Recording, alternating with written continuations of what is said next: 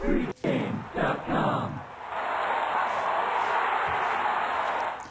Welcome to Pregame.tv. I'm Teddy Covers, joined by Steve Fezzik, and today we're going to talk about how Wiseguys attack the NBA playoffs. It's basic strategy time, Steve, and I know this is a time of year that you and I both love very much.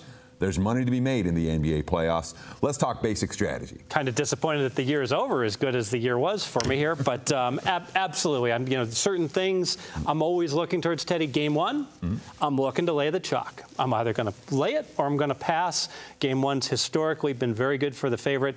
Then some, can be valued different ways. So let me jump in here. So there's no way you'll take any underdog in game one? No chance. Just because I'm reaching into an urn, trying to pull out a white marble. I want to have an urn that's got at least as many white marbles as blacks. Sure. I'm not going to try to pull out a black into a 53% white urn and lay $1.10. I mean, is that the long-term math on these first-round matchups where you're talking about game one?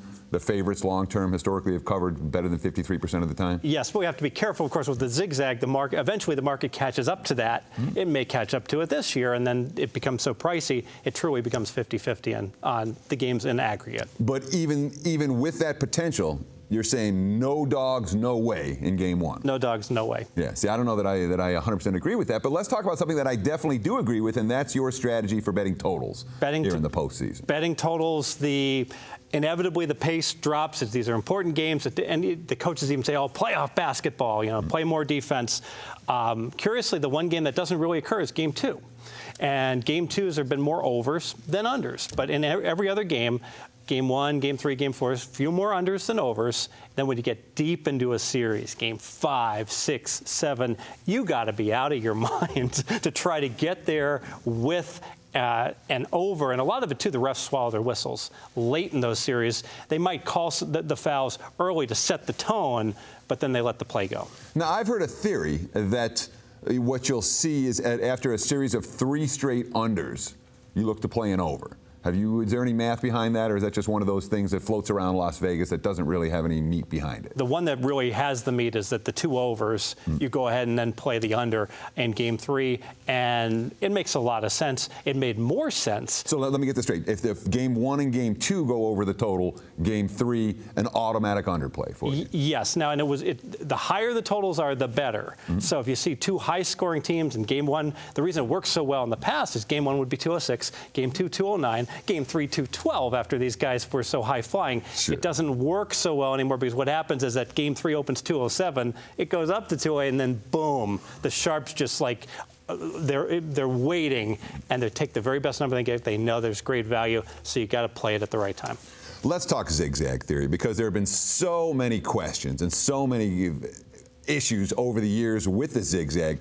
This is a theory that worked very, very well for many years. Over the last decade, my numbers show it hasn't worked at all. Yet you're still telling me zigzag, which of course the basic theory is very simple. You bet on the team that lost their last game. That's the end of the zigzag theory. You're betting on the team. You expect them to dig down deep after they lost. You expect the favorite to relax a little bit or the other team to relax a little bit after they win. And you're simply betting on the loser of the previous game in the next game of the series. Long term, you're going to see some positive expectation off of that wager. The last decade, I haven't seen any. Yeah, zigzag still works. The problem is the betting marketplace caught up with it. So a team that loses on the road, they have a better chance to win game 2 than game 1. But the problem is in game 1, they're catching 5. In game 2, they're catching 4. The market has correctly priced it out of that. And where it's really the extreme pricing is the zigzag. When the road team loses game 1, they lose game 2. Both in game 1, they're getting 5.5. Game 2, they're getting 4.5. Boom, they're the worst team. They're hosting game 3. They're suddenly laying 5.5. Sure. Crazy because of the tax that gets put because zigzag worked. Ain't going to work no more, I don't think. Yeah, and I'm with you. I mean, what I try to do at the beginning of each series, try to break them down into 2 types. I want the competitive series separated from the one-sided series.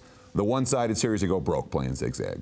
And if you can identify those series very early, game 1, game 2, you don't fall into those zigzag traps. The competitive series, on the other hand, are the ones where you'll see the wild swings and someone's get momentum for a couple of games and someone else comes back and gets momentum for a couple of games.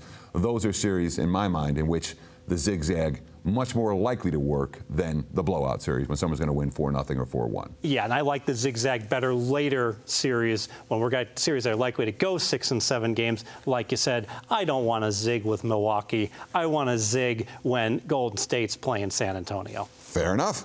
There you have it. NBA playoff overview from the Wiseguys, basic strategies to pay attention to.